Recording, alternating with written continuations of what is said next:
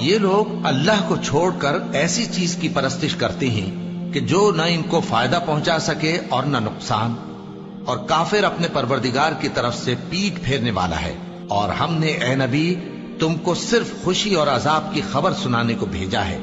کہہ دو کہ میں تم سے اس کام کی اجرت نہیں مانگتا، ہاں جو شخص چاہے اپنے پروردگار کی طرف جانے کا رستہ اختیار کر لے، اور اس خدائے زندہ پر بھروسہ رکھو جو کبھی نہیں مرے گا، اور اس کی تعریف کے ساتھ تسبیح کرتے رہو، اور وہ اپنے بندوں کے گناہوں سے خبر رکھنے کو کافی ہے۔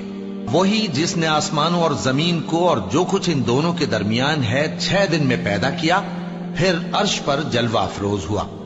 وہ جو رحمان یعنی بڑا مہربان ہے، تو اس کا حال کسی باخبر سے دریافت کر لو۔ اور جب ان کفار سے کہا جاتا ہے کہ رحمان کو سجدہ کرو، تو کہتے ہیں اور رحمان کیا ہوتا ہے؟ کیا جس کے لیے تم ہم سے کہتے ہو ہم اس کے آگے سجدہ کریں؟ اور وہ اس بات سے اور بدکتے ہیں۔ بڑی برکت والا ہے وہ جس نے آسمان میں برج بنائے اور ان میں آفتاب کا نہایت روشن چراغ اور چمکتا ہوا چاند بھی بنایا۔ اور وہی تو ہے جس نے رات اور دن کو ایک دوسرے کے پیچھے آنے جانے والا بنایا۔ یہ باتیں اس شخص کے لیے جو غور کرنا چاہے یا شکر گزاری کا ارادہ کرے سوچنے اور سمجھنے کی ہیں۔ اور رحمان کے بندے تو وہ ہیں جو زمین پر آہستگی سے چلتے ہیں، اور جب جاہل لوگ ان سے جاہلانہ گفتگو کرتے ہیں تو سلام کہتے ہیں۔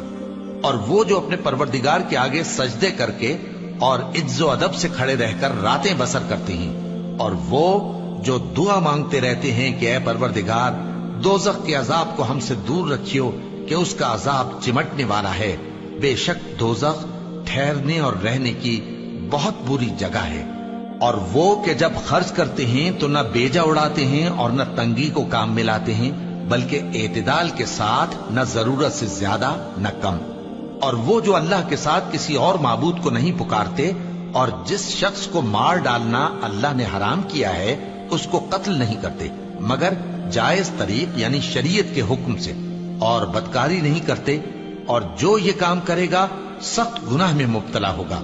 قیامت کے دن اس کو دونا عذاب ہوگا، اور وہ ذلت و خواری سے ہمیشہ اس میں رہے گا۔ مگر جس نے توبہ کی اور ایمان لایا اور اچھے کام کیے تو ایسے لوگوں کے گناہوں کو اللہ نیکیوں سے بدل دے گا، اور اللہ تو بخشنے والا ہے، مہربان ہے۔ اور جو توبہ کرتا اور عمل نیک کرتا ہے تو بے شک وہ اللہ کی طرف رجوع کرتا ہے۔ اور وہ جو جھوٹی گواہی نہیں دیتے، اور جب ان کو بیہودہ چیزوں کے پاس سے گزرنے کا اتفاق ہو تو شریفانہ انداز سے گزرتے ہیں، اور وہ کہ جب ان کو ان کے پروردگار کی باتیں سمجھائی جاتی ہیں تو ان پر اندھے اور بہرے ہو کر نہیں گرتے بلکہ غور و فکر سے سنتے ہیں۔